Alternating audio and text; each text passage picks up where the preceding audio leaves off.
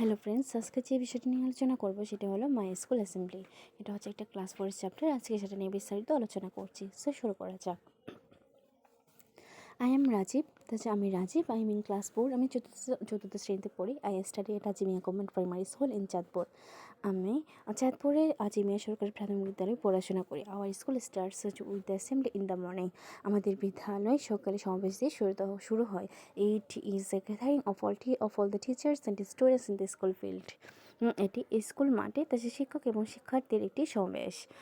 Every class leads the assembly for a week in turns. মানে প্রতিটি class পালাক্রমে এক সপ্তাহের জন্য সমাবেশটি পরিচালিত হয়। At the beginning of the daily assembly we recite from the holy books.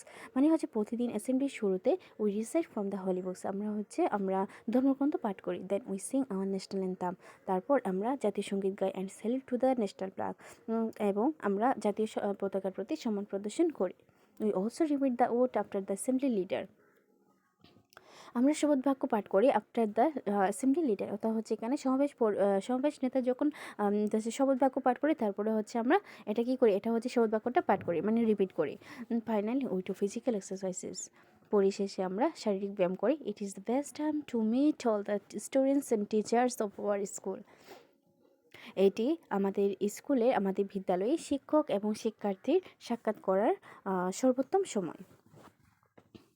তার মানে এখানে রাজীব, সে কি আজিমিয়া গভর্নমেন্ট প্রাইমারি স্কুলে পড়ে এবং তাদের যে স্কুলটা অ্যাসেম্বলি দিয়ে শুরু হয় এবং তারা সবাই স্কুল মাঠের মধ্যে সবাই কি টিচার এবং স্টুডেন্ট সবাই একত্রে থাকে এবং তাদের এই যে অ্যাসেম্বলি এটা পালাক্রমে হয়ে থাকে, মানে এক সপ্তাহ ধরে হয়ে থাকে।